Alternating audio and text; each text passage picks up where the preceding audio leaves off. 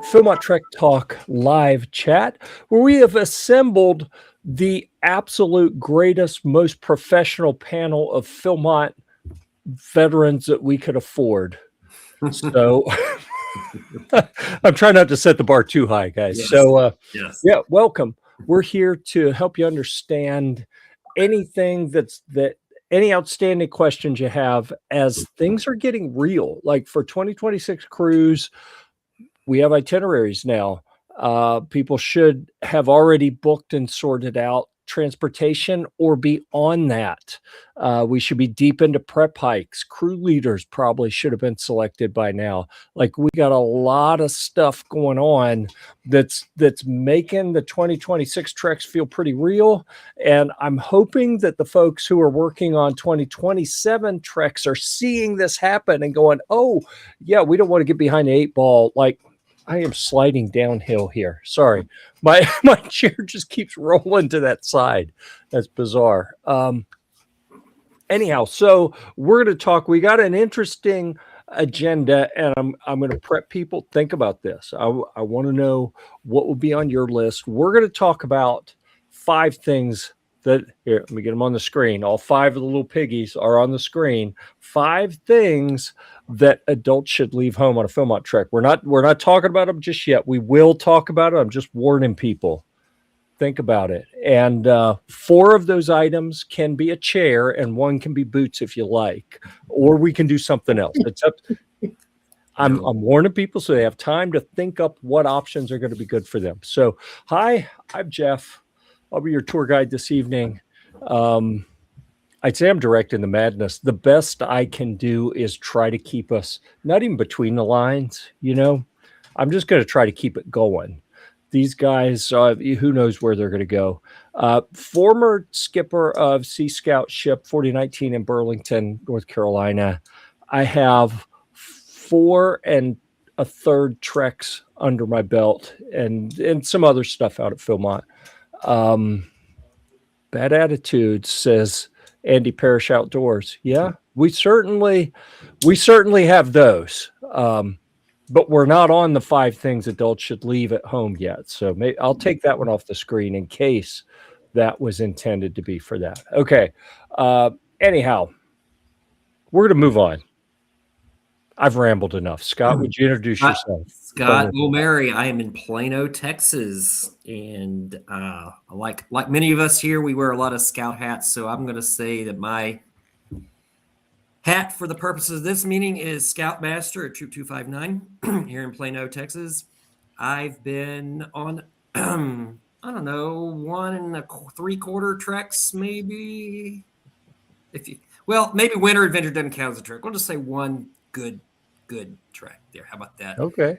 Quite a few Philmont Training Center excursions out in the backcountry as well. So a little bit of sprinkling around everything Philmont related. Awesome. Nice. Mark. Hi, I'm Mark Scwheer. I'm a 9-year veteran Philmont staffer, life PSA member, and been on a lot of treks. And I'm currently transitioning from Iowa City, Iowa to Windsor, Colorado. And tonight I'm coming to you from Iowa City. That's for the purpose of being closer to the ranch. Is that correct? And they got bigger ski hills there. Ah, okay. A multitude of reasons. All right. And more mountains than Iowa. Right. That all makes perfect sense. All right. Well, hopefully that transition will continue to go smoothly for you. Let's dive in. Our first topic for this evening, same thing we talk about every time. What should crews be doing? Where should they be in their prep process if they're a 26 crew and if they're a 27 crew? Let's talk 26. Let's talk Yes. 26. That's fast upon us. Yes. Definitely those shakedown hikes. I have a crew going out this weekend here locally. And also, it's nearing the end of March, and those final rosters are due here, in 6 or 7 weeks. And there's some people on the fence, such as myself, whether I'm going to add myself to the roster. So I'm just waiting to the last minute to slide in. So payments, shakedown hikes, finalizing that roster. If you haven't gotten all your wilderness first aid, CPR training, you got a few months to wrap that up. Get those schedules on your calendar. What am I missing, Mark? Well, you should have an itinerary by now. Yep. And it should have been communicated to you what trek you're going to be on. So you could be kind of preparing for some of those things. Or at least preliminary, having getting an idea of what's going to happen every day.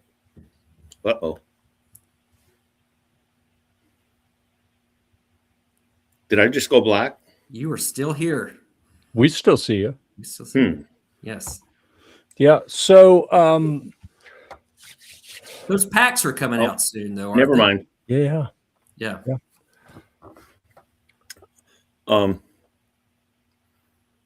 Let's see, itineraries and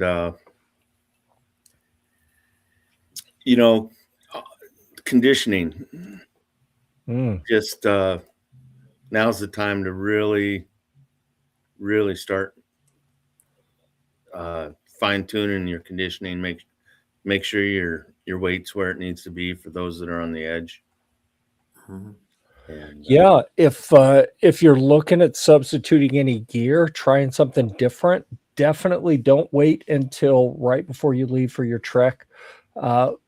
Try things on shakedown hikes, which means probably you want to be wrapping up any gear purchases or gear changes pretty soon, so you have time to get out and work out any options. Yeah, I've told my scouts to actually wait until the March timeframe to buy their boots because outgrowing it, but I still want them time to break them in. So I thought March was a good sweet spot. Mm-hmm. If you're in a very cold climate and you're not doing shakedown hikes till late April and May, maybe you get your scouts in them in April timeframe. Yeah, that makes sense. All right. I got distracted looking up. Mark said that everyone has itineraries. I knew the itinerary number my crew's doing, but I hadn't actually looked it up to see what it was yet. So I'm actually looking at it for the first time right now. That's going to be interesting. So, what are you doing, Jim? I forgot. I believe they picked 12-3. Okay. And that's going to be all south. And that should be interesting. Going through a couple places I've been, a couple places I hadn't been. So that'll be neat. All right. And now those crew advisors should be getting their packets soon if they haven't already gotten them. I don't know the dates on that one. Yeah.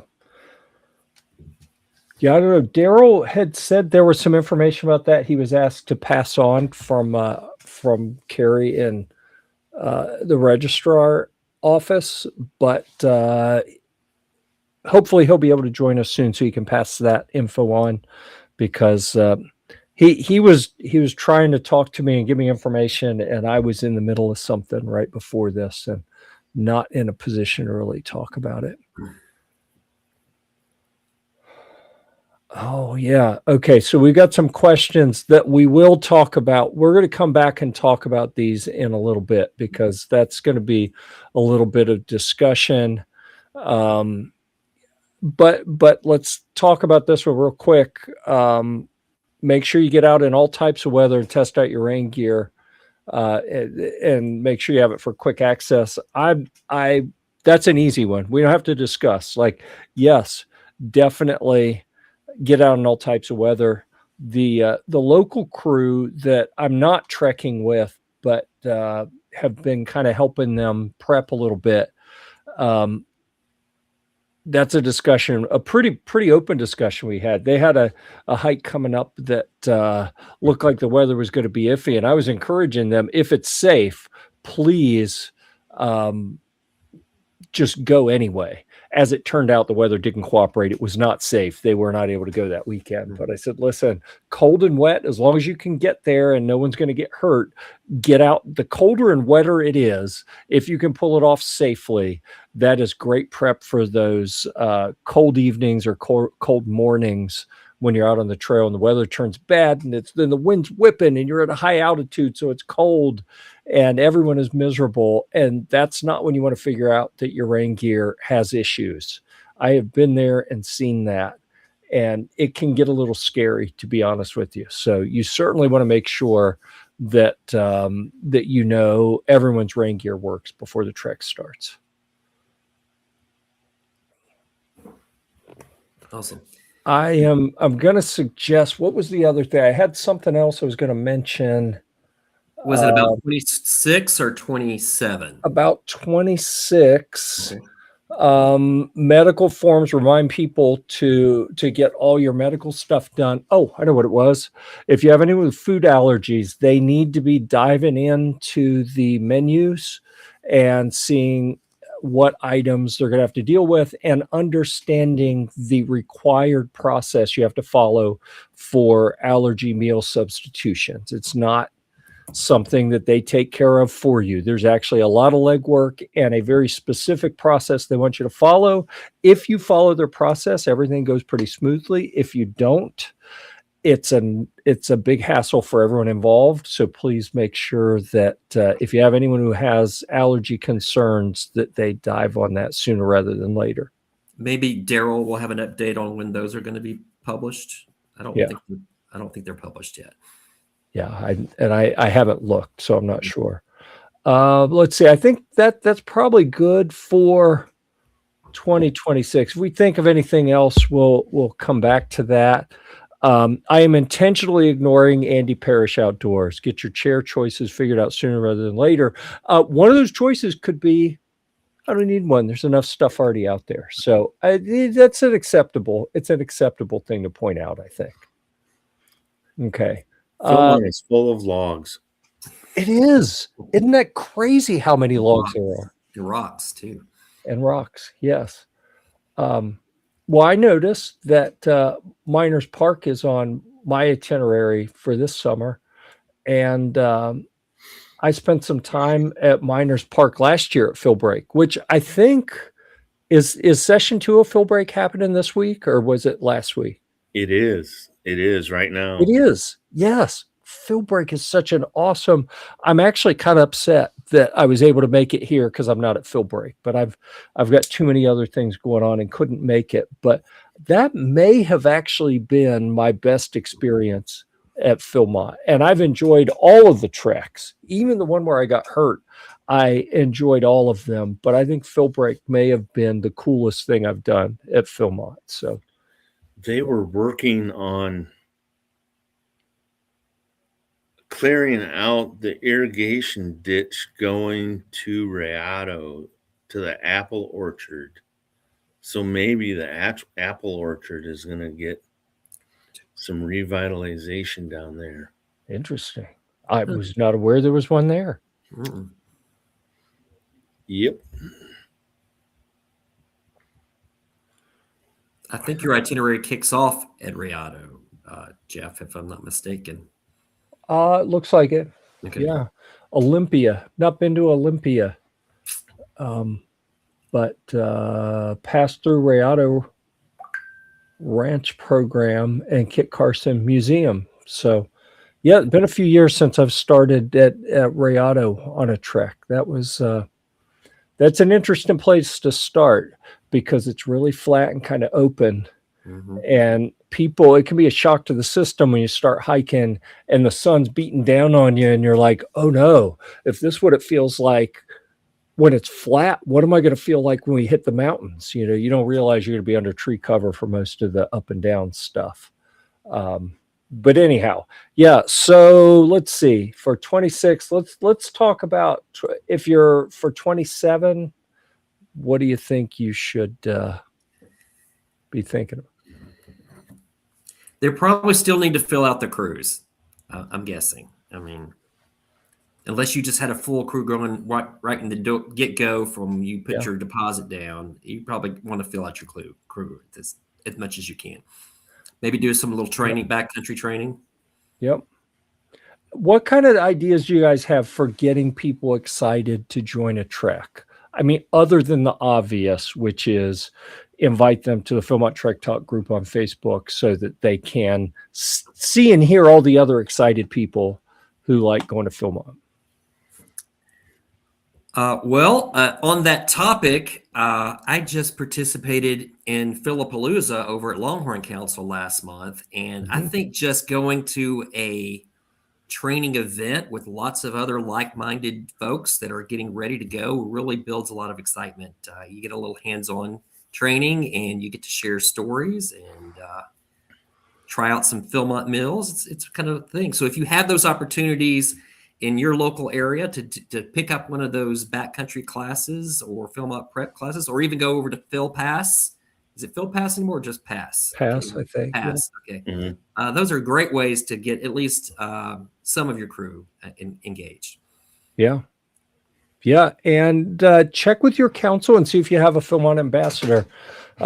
I actually don't think my council even has a Philmont ambassador, but hey, that could be you, Jeff.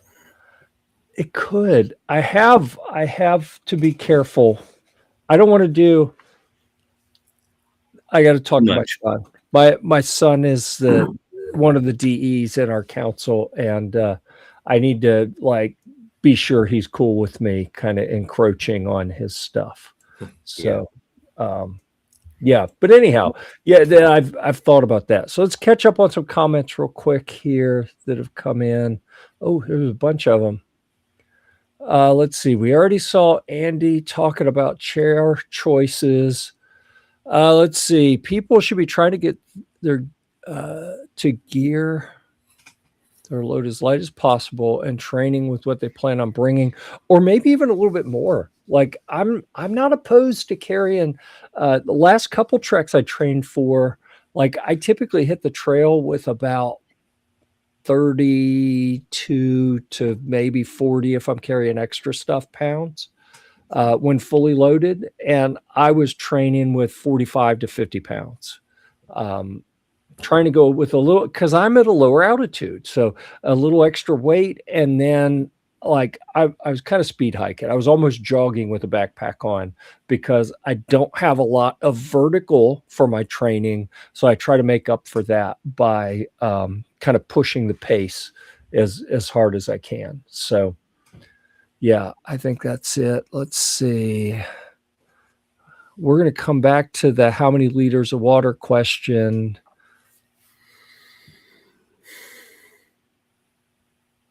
Okay, so we have a comment for team chair people that you can put your pack in the chair to keep it off the ground at night.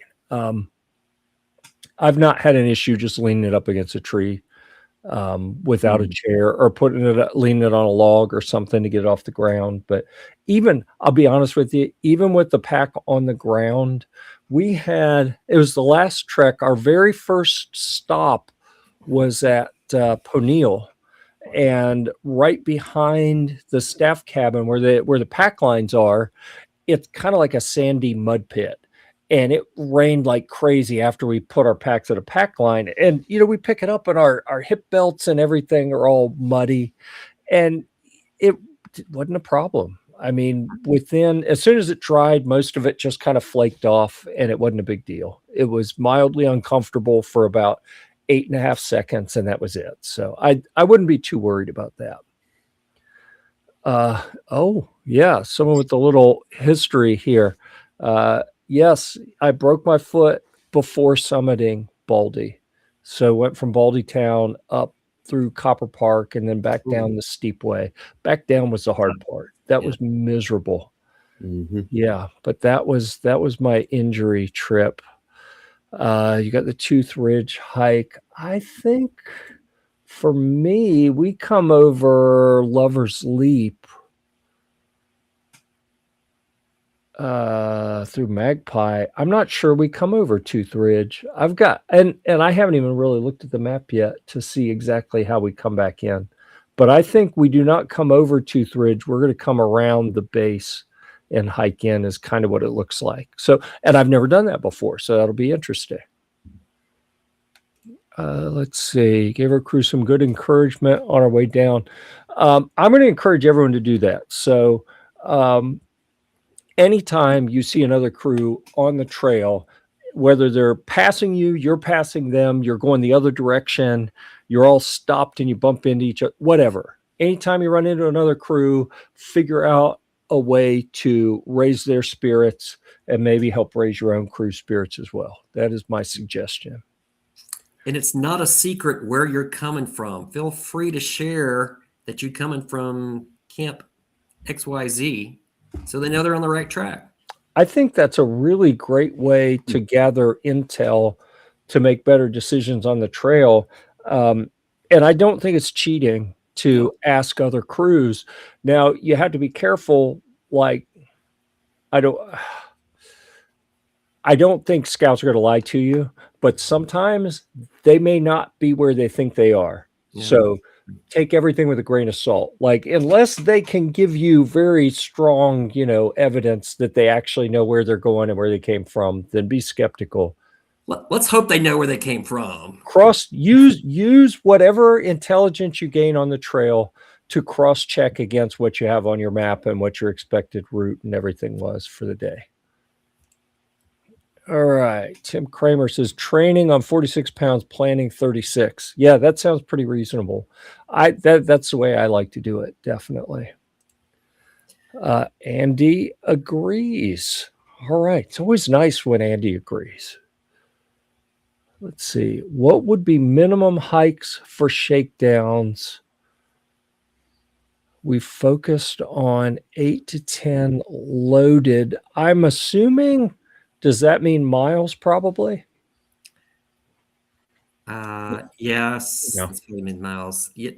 For a shakedown, I'm less concerned about the miles and more concerned about the crew working together, working efficiently, setting up camp, breaking camp, breaking camp. Less about the miles. So if you do 8, great. If you do 5, great. Yep. I like to see some challenges. Listen, I don't want to tell people try to break your crew. We don't want to break the crew. Okay. We want to keep everything positive, but we do want to throw some challenges in their way so that they have to figure out how they're going to work through them.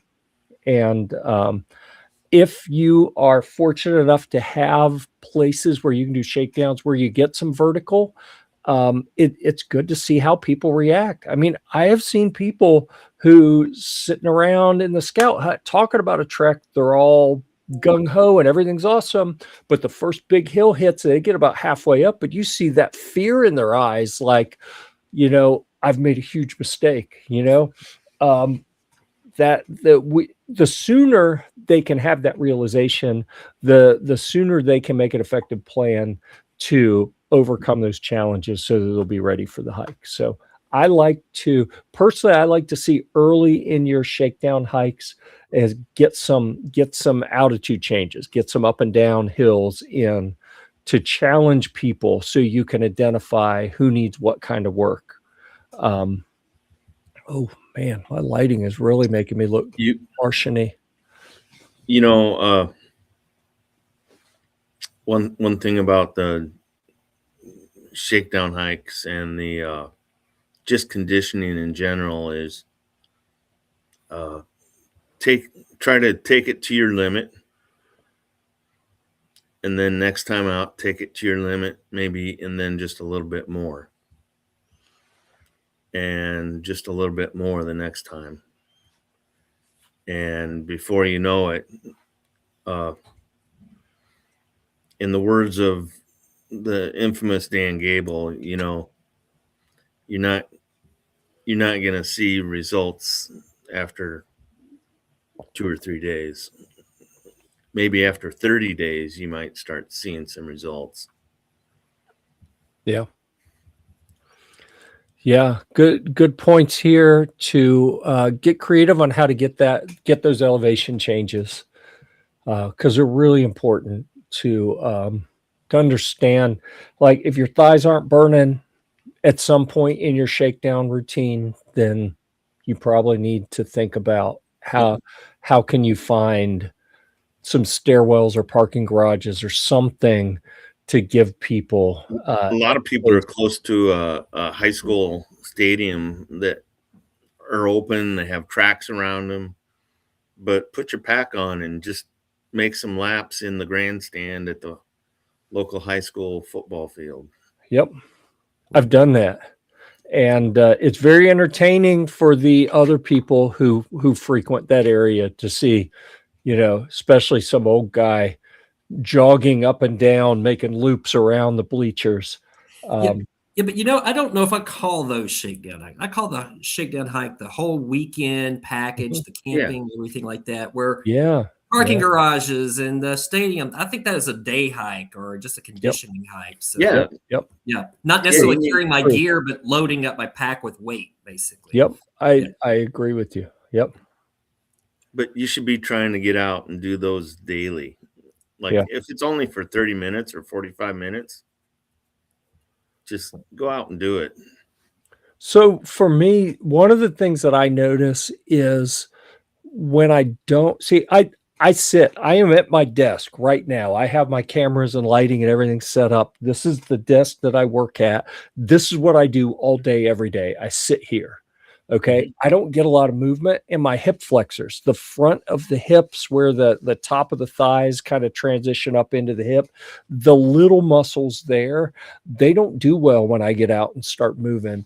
I have found that even without a pack on, just walking around the neighborhood, if I only have 20 minutes, I can get out and get a couple laps around, a couple blocks in. And for me, if I walk slow, it doesn't do anything for me. If I push the pace and take kind of longer strides, it kind of works those hip flexors a little bit because I've identified that's the spot that gives me the most problems once I hit the trail if I haven't got them used to working.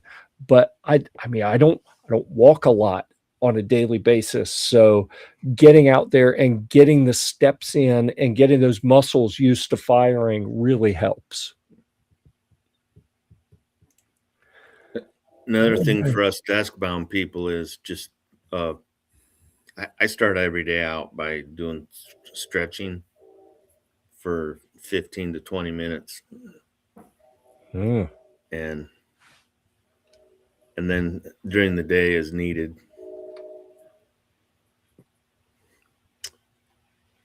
I'm looking at, all right, let me share the screen here because why not? Like we have the technology, we may as well do it, right? This is, all right, I'm going to get this comment off the screen. The comment is really what inspired me to bring this up. It's talking about understand what is going to be on your trek. And the itinerary is a great way to kind of look over the map. But then when we talk about elevation, like this one's actually got some pretty steep ups on day 3, it looks like. So you got to be ready before you hit that. From Abreu. Well, yeah, that's a good one. Lookout Meadow. I don't know that seems to be in the neighborhood of what they call the Stairmaster, but I'm not sure if that goes up that or not. Yes, it is. It is. Okay. Yeah. So if you're doing a trek like this, you're not going to have time to get your trail legs before you hit that. And like I mentioned before, this particular itinerary starts out at Rayado Ridge. It's pretty flat for the first day or two. You're not getting much elevation gain. And then boom, it hits you. So you got to be ready. The trail doesn't care if you prepped or not. So you got to get all your prep done ahead of time so you're ready to go when you get there. And that's one of those where the shakedown hikes make or break maybe that day, because if a crew has done their shakedown hikes and they're really good at breaking camp and getting out early, that'd be a relatively easy day. But if you're doing that hike later in the day, it adds another degree of difficulty to it. Yep. And look That at it, is it's only true. 4.8 miles. You have a lot of time to take a few breaks if you need on that one. Mm-hmm. And to your point, get out early and get it done. Well, and that one's going to a trail camp, so it's not like you have to get there in time for program. Like on that one, I don't know that you're going to pass through anything. You've already been to Abreu, so that one, to your point, you have some more time. But that one, if the crew is doing well and they have time, and the weather's good, they might have a chance to shoot up Trail Peak.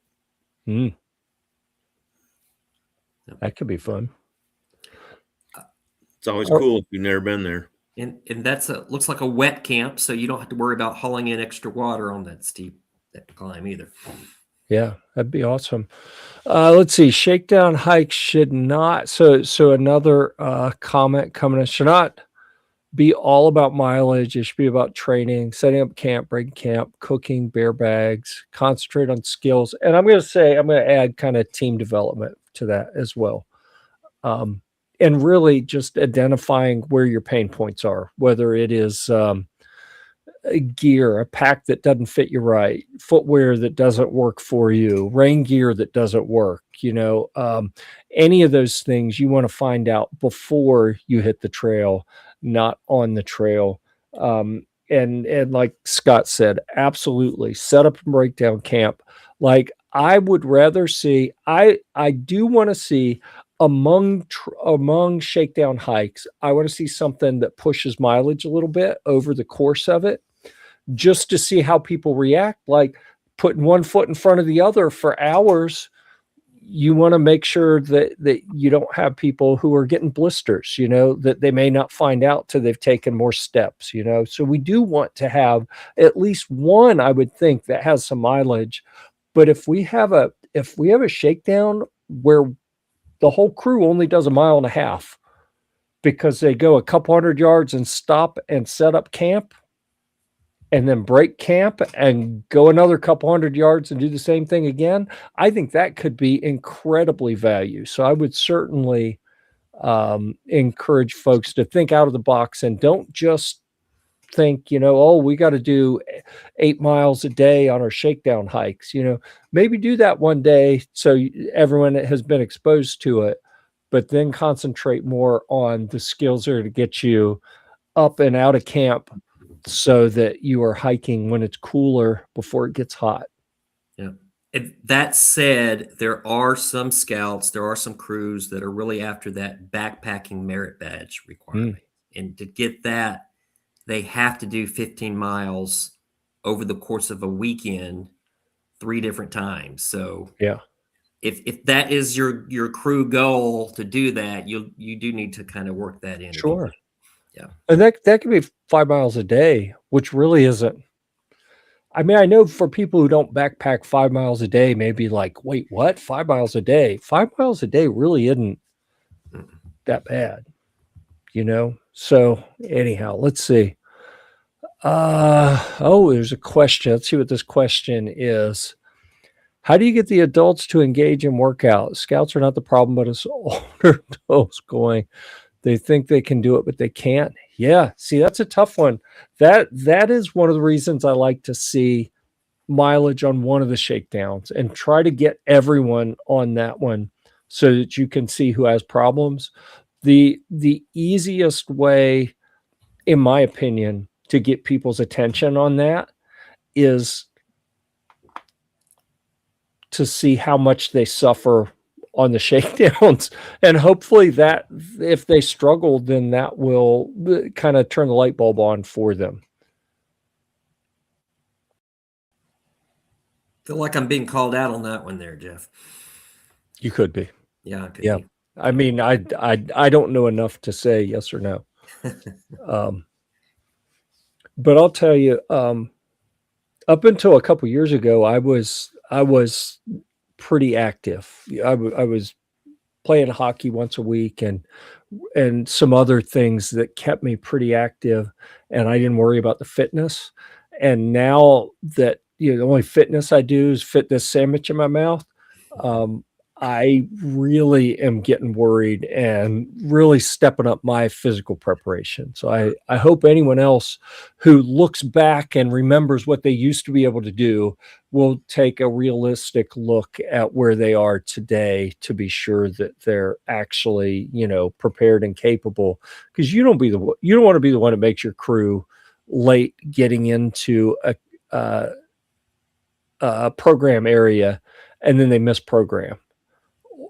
Either because it's filled up or because weather rolls in. Like I've seen this happen at the same place multiple times. Even it was what's the one just down the road from Poneal that has the Poblano.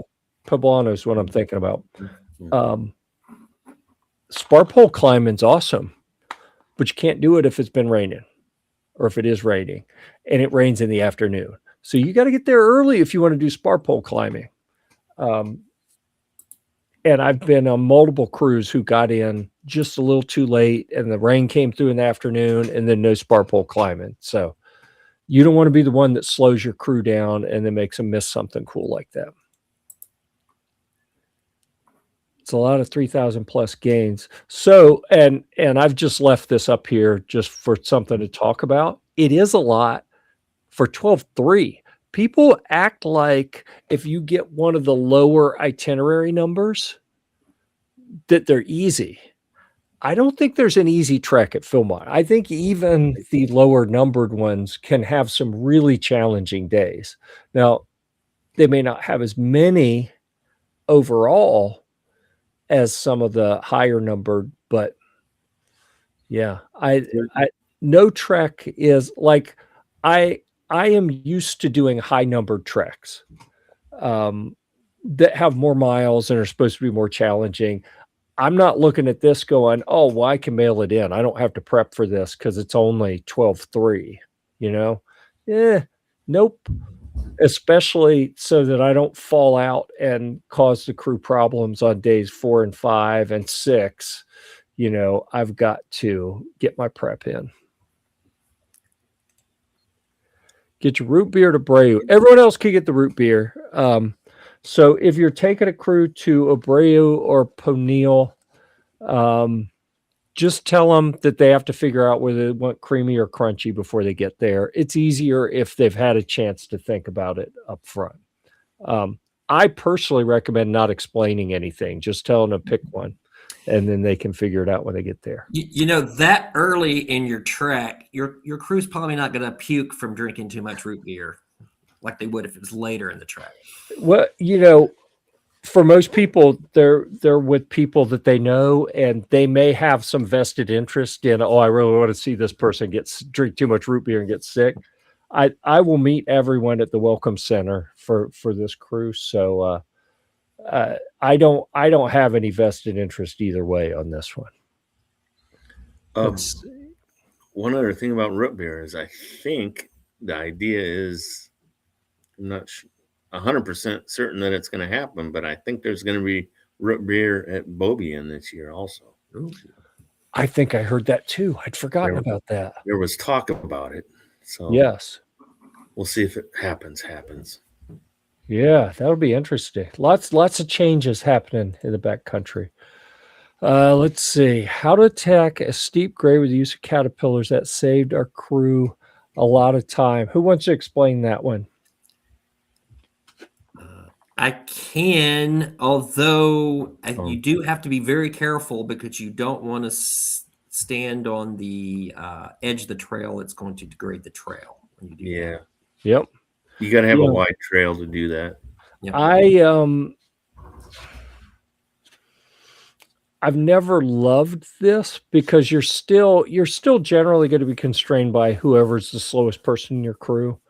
The idea with the caterpillar, as I understand it, is you go a certain distance or time or whatever, and then your lead person steps off and everyone hikes past them. And then once everyone's passed, they join the back of the line, and that just keeps repeating.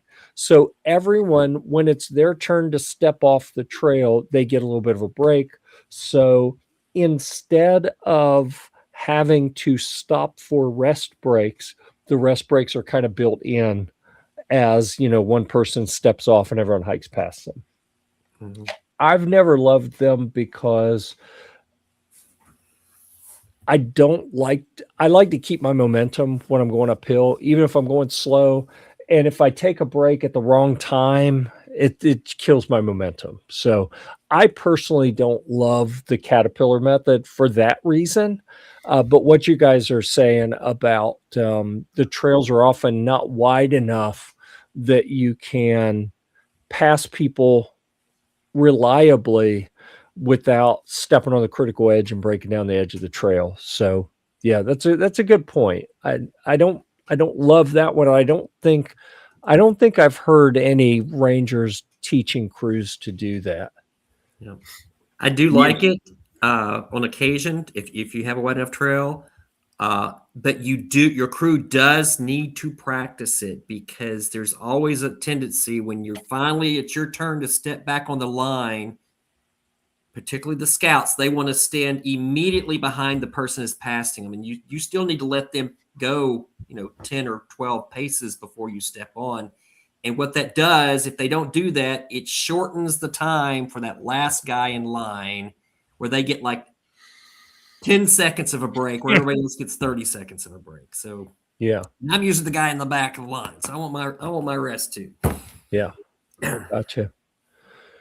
All right. Let me see where we are on we've spent some time on questions and discussion, and I really appreciate everyone who is chiming in here. Simple instructions in the map and let them find the right path. Yes and no. I mean, as long as we're being that safety valve and keeping an eye out for anything that could be unsafe or unintended consequences, then I think we're good. Let's see. Oh, interesting. Some ideas, Andy, and I know Rob would probably talk about something like this as well. That you can go other places to get some miles and some trail miles and get experience as a crew and get people experience with their gear and everything. It doesn't have to be just shakedowns. Like for cruiser going to go not this summer but the next 2 summers, he suggested a couple other things that you could do, with an emphasis on helping the adults figure out where the challenges are for them. Oh, this is interesting. I've not seen this idea before, but I kind of like it. We just did. So Thomas Corbin says, we just did an adult shakedown hike. We had 2 crews in our troop. So we had the 7 adults do a shakedown, set expectations, gear review without scouts. I really like that. I think that's a neat idea. You guys ever done that? I've never had the opportunity to really do that, but it sounds like a great idea, because you have a chance to build your little advisor team, if you will, because you've talked about it before. All the advisors need to be on the same page. Yeah. They need to be consistent.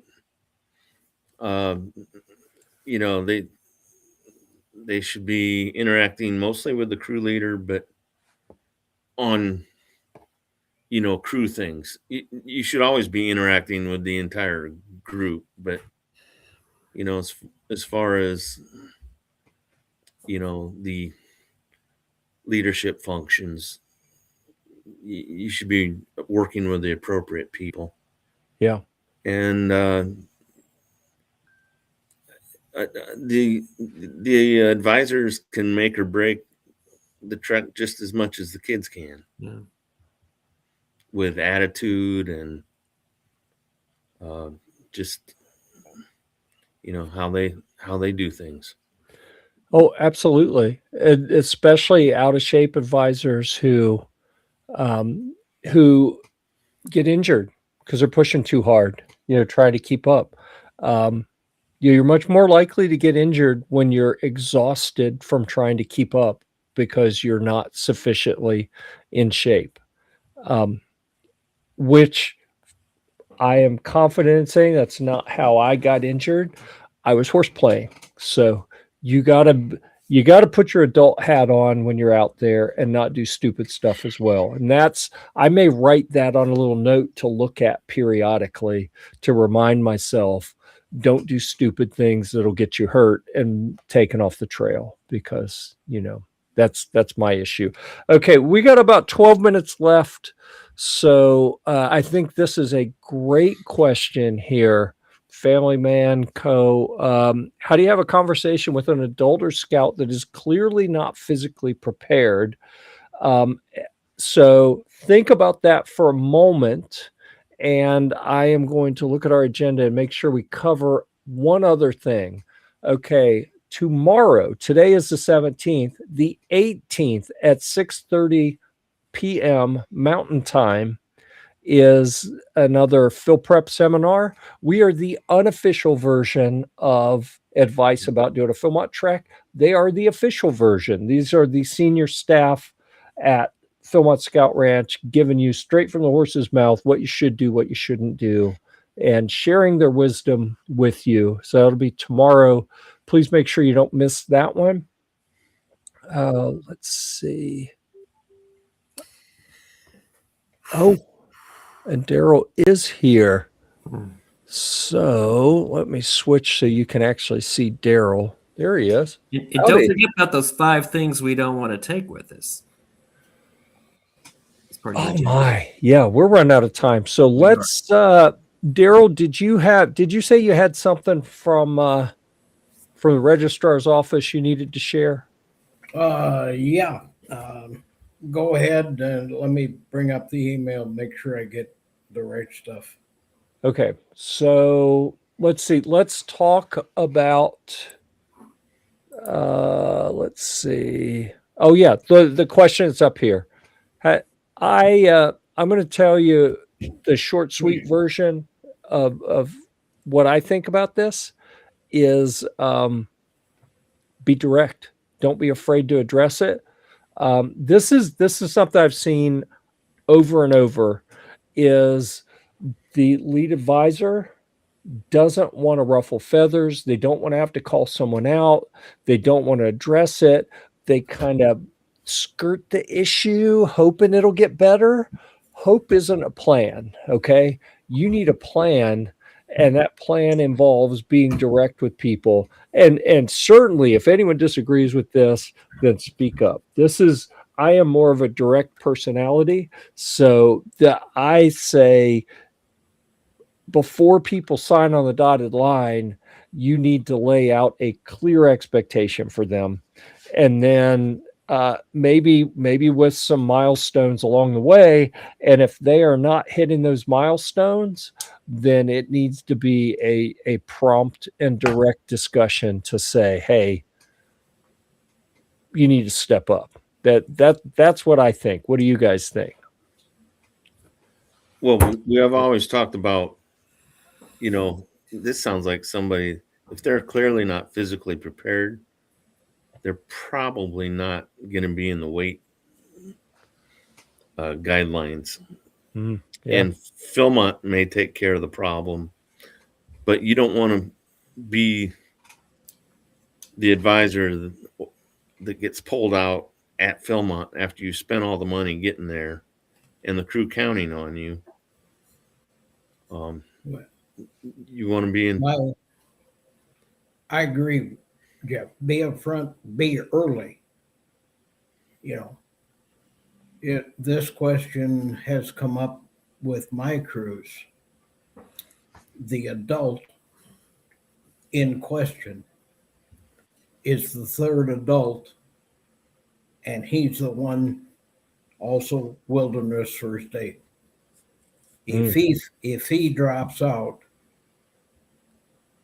you got a 7-man crew and only 2 wilderness first aids. Yeah. What do you do now? That's a whole other wrinkle. Yeah. That was a question that 2 months ago was proposed to me, and I said, Sure.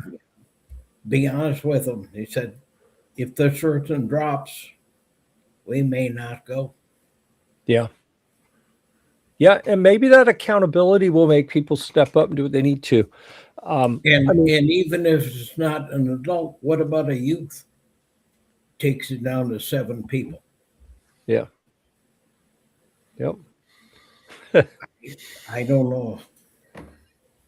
Other than a direct discussion and saying, "Hey, you're an advisor."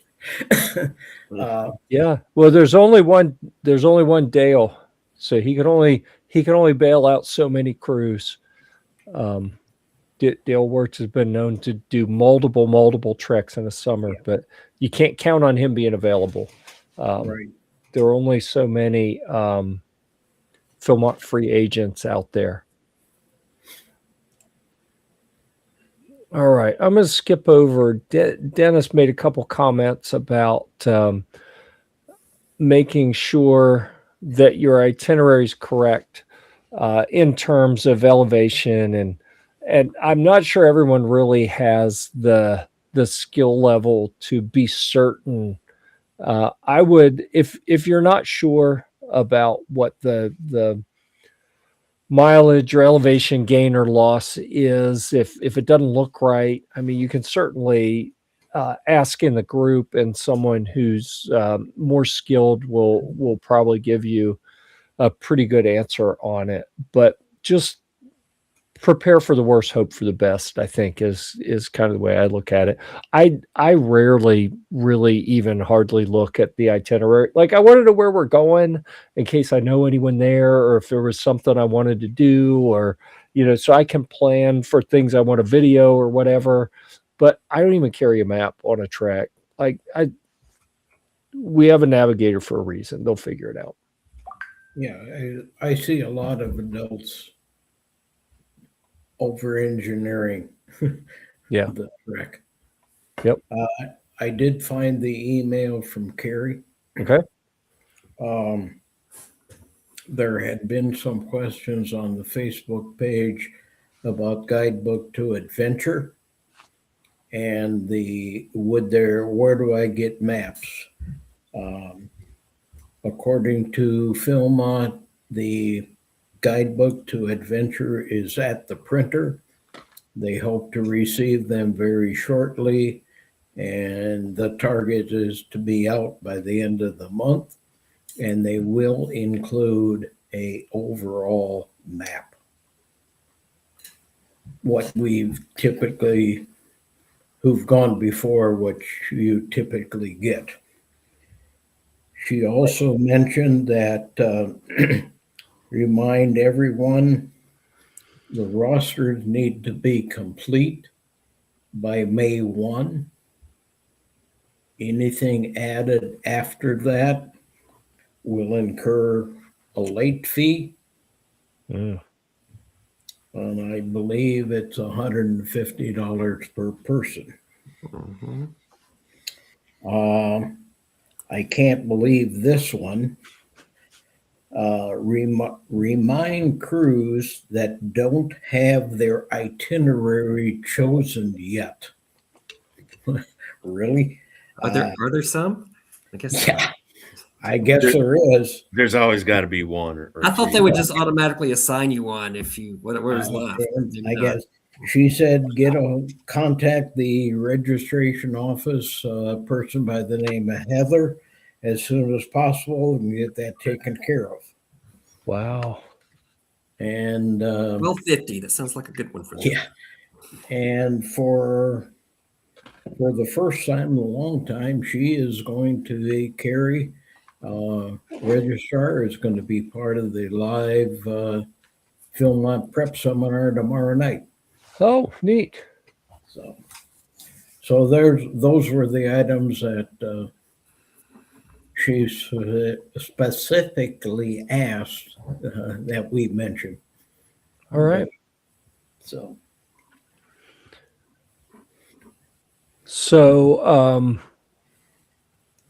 circling back, I noticed Dennis had another comment here that could be useful if you have someone, like if they're not the critical adult that you have to have, that you think's not going to make it, just keep them off the roster and hold their payment until the last moment, which is going to be the end of this month before it turns to end of April by May. Next month. Yeah, sorry. So before May 1, because once you put them officially on the roster and pay the money, then it becomes a whole lot more of a hassle, right? Well, you can put them on the roster, Mm-hmm. but if you make a payment, you're not getting it back. Gotcha. All right. And we are just about out of time. Is there anything in the closing minutes of the program, if anyone has any burning questions? I'm not a physician, so I can only answer so many things, but yeah. I think we're going to have to put our top 5 things that we don't need to bring on the Facebook group. We're not going to have time for it tonight, right? We go real quick. Okay. Okay, I'm going to say number 1, don't bring duplicate items for things that could be. So in backpacking, if you're solo backpacking, you're going to carry a whole lot of things, right? If you're in a crew, everyone doesn't have to carry everything. So I'm going to say, don't bring your big pocket knife. Like if you have 2 very small pocket knives in the crew, that's all you need. So that's as an example.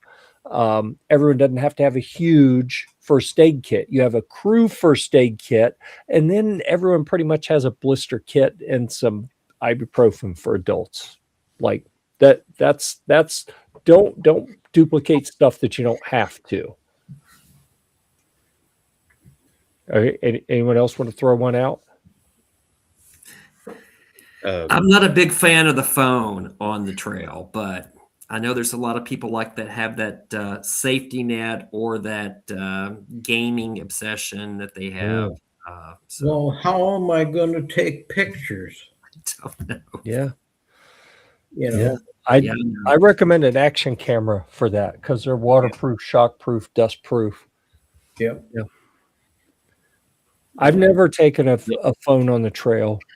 I'm actually thinking, because of some business stuff, I am on the fence. Like I may have to take one and go up on the top of the hill at Apache Springs to get some signal just to check in for work or something like that. I'm trying not to. I really don't want to. All right, Mark, what do you think?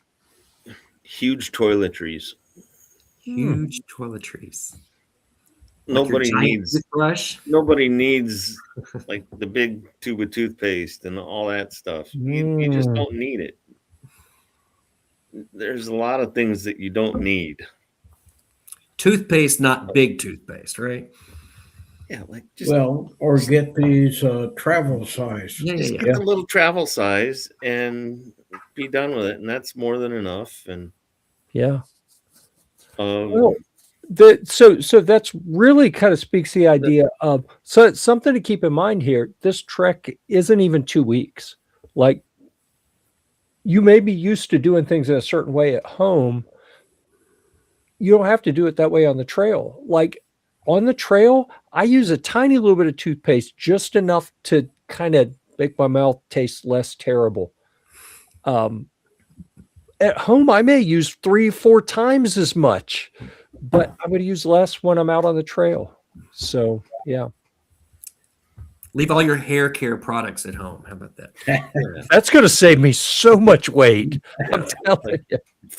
Yeah. Like full mess kits and stuff like that. You don't. Right. You don't need all that. But specifically. And clothes.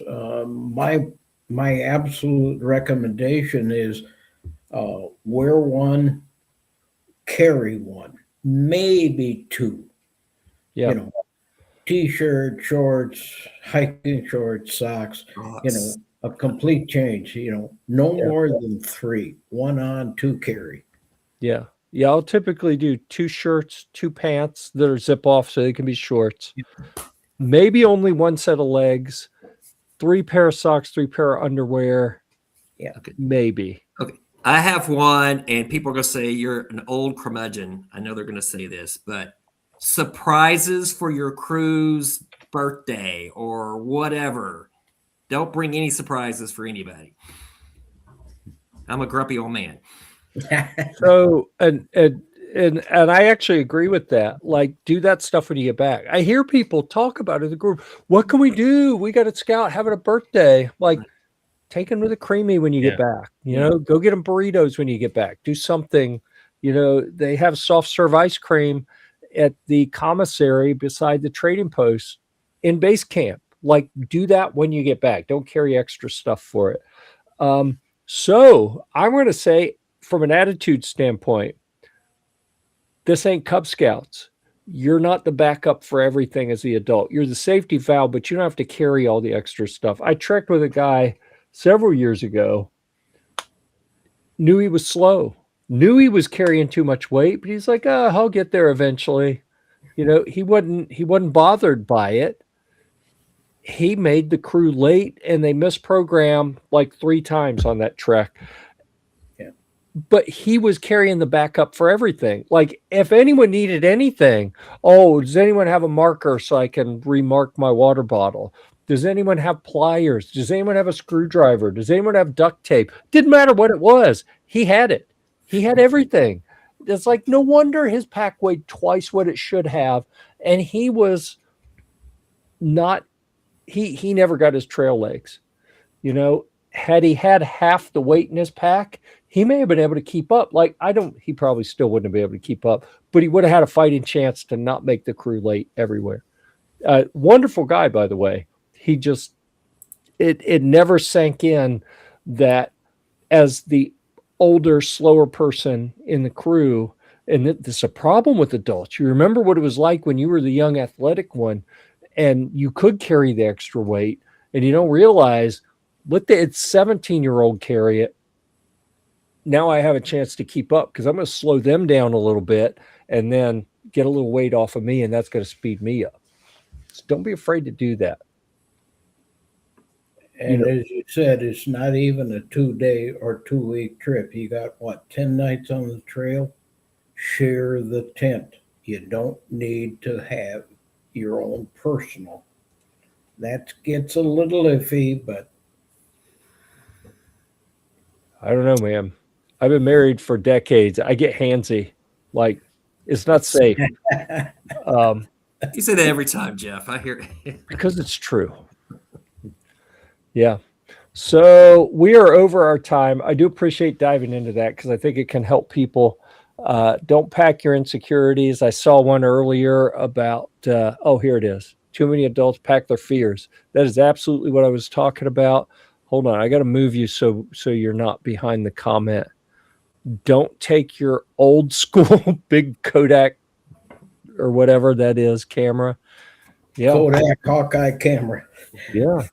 It looked nice too, though. Thanks everyone for being here. I appreciate every single one of you here on the panel, everyone who made comments. Heck, I may even appreciate 1 or 2 of you who didn't make comments. It's hard to say, not knowing what the comments would have been. I do apologize for delaying this by a week. We're typically the 2nd Tuesday. This time it was the 3rd. We should be back on schedule. I think I'm going to be just coming back from a trip on the next month as well. But I think we should be able to pull it off to be on the 2nd. I'll have been back for long enough that hopefully we can pull that off at our normal scheduled time. April next 14th. month. April 14th. April 14th. Yes, I will have been back for a day or 2 at that point. So hopefully I'll try to remember to schedule that one before I go on the trip so that we don't have the last minute cancellation like we did last week. That was completely on me. Thank you everyone for understanding, or at least not giving me a hard time about it. I really I'll do. be at Cimarroncito. Wow. That sounds exciting. I What got- will you be doing in Cito? Service Corps. Yeah. But what will you be doing there? Oh, we're staying there, but I think we'll be working at Clark's Fork. Ah, okay. And we'll be shuttling over every day to work. Interesting. That's the plan. All right. I'm not gonna publicly ask the question. I do have a Clark's Fork question, but we'll do that offline. I don't want to get anyone in trouble. So with that, thanks everyone for being here. We'll see you next month. I think we're done. Hi, Con. Yes, Hey, Con. I'm not ready.